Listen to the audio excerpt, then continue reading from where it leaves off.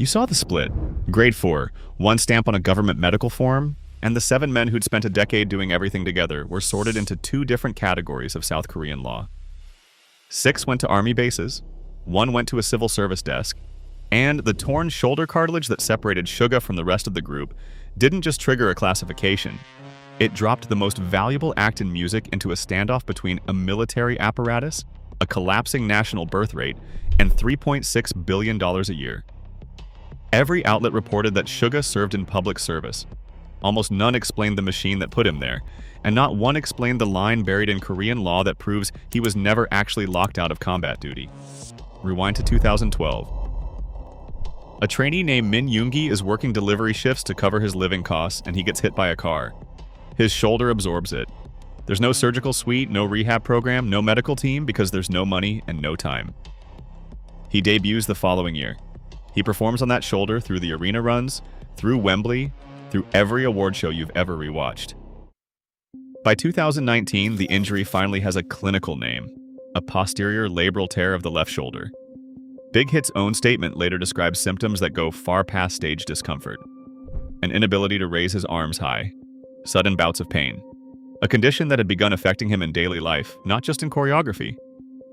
On November 3rd, 2020, he goes under to repair the torn labrum. And here's the sentence in that company statement that almost everybody skimmed straight past. He timed the operation partly to prepare for his military service, not to escape it, to be physically ready for it. Because in South Korea, the Military Manpower Administration doesn't ask what you'd prefer. Every man is examined and sorted into one of 7 physical grades. Grades 1 through 3 mean active duty. Grade 4 means supplementary service, the social service track, a government desk instead of a barracks. Grade 5 is wartime labor only. Grade 6 is total exemption. Grade 7 means come back later, we can't decide yet. That latter isn't a suggestion, and it isn't negotiable. It's a decree of the Defense Ministry applied to every male citizen in the country, and it runs on documented pathology rather than reputation. It doesn't know who you are. It doesn't care what you sold last quarter. So which of those 7 boxes does a surgically repaired shoulder actually land in? And who gets to decide it? Here's the part almost everyone got backwards. Suga was never locked out of active duty. The Defense Ministry decree that governs these examinations doesn't grade a shoulder on some single dramatic number. It grades structural pathology, recurrent dislocation, confirmed labral lesions, surgical repair with residual instability, verified on imaging. Suga's history satisfied those conditions, and the system sorted him into Grade 4 Supplementary Service automatically. Sorted, not forbidden. Because the door wasn't welded shut. The International Labor Organization had spent years arguing that forcing graded men into compulsory civilian work looked like forced labor. And in 2021, South Korea ratified the Forced Labor Convention and rewrote the Military Service Act around that pressure.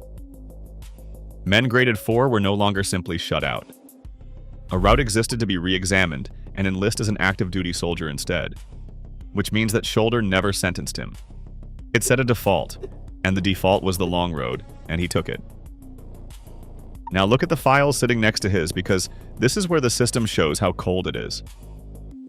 RM had a fibula stress fracture in late 2017, an overuse injury from relentless rehearsal that healed clean. Jimin carried severe neck and shoulder strain and went through appendicitis surgery in January 2022 while testing positive for COVID. Real injuries, genuinely brutal, but acute, recovered, structurally sound on the day the examiners looked. Grades 1 through 3. Active duty. The state's logic is cold and it's perfectly consistent. It doesn't measure how much pain you've carried. It measures what's still broken on the day they scan you. And the second that grade printed, a clock started that nobody in the fandom saw coming. Active duty in the Army runs 18 months. Grade 4 social service runs 21. 3 extra months written into statute. Why would the assignment everyone calls the easy one be the one that keeps you longest, and what did those 90 days actually cost? That gap has a shape, and it quietly rearranged the biggest group on the planet. Jin enlisted December 13, 2022, and was discharged June 12, 2024. J-Hope enlisted April 18, 2023, discharged October 17, 2024.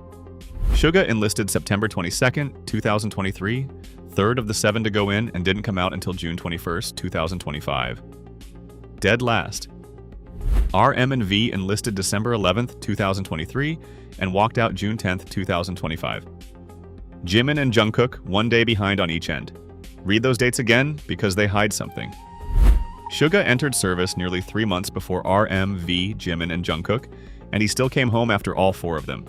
That's the 21-month service asymmetry, the 3-month tax bolted onto a medical grade, and it's the single reason the full reunion clock ran into late June of 2025 instead of early. And to understand why the state refused to bend on those 3 months, you have to see what was sitting on the table.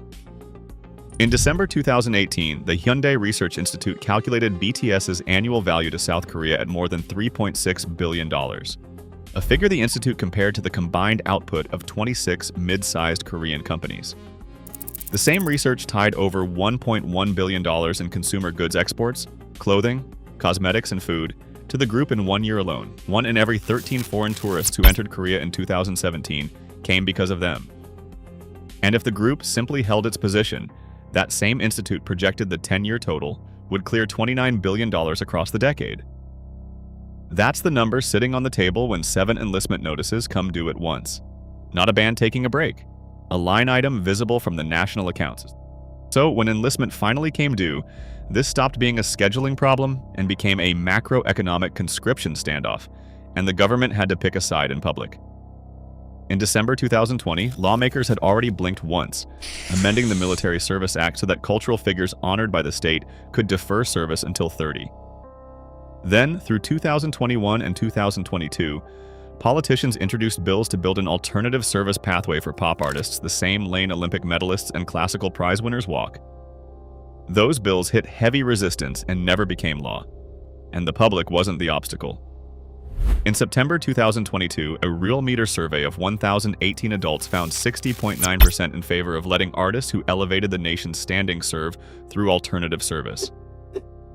A clear majority. The state said no anyway. The defense minister told the National Assembly that alternative service for BTS would be difficult, citing fairness in fulfilling mandatory military duty. The commissioner of the Military Manpower Administration went further, warning that carving out pop artists risked breeding feelings of discrimination and discouragement among the young men already serving.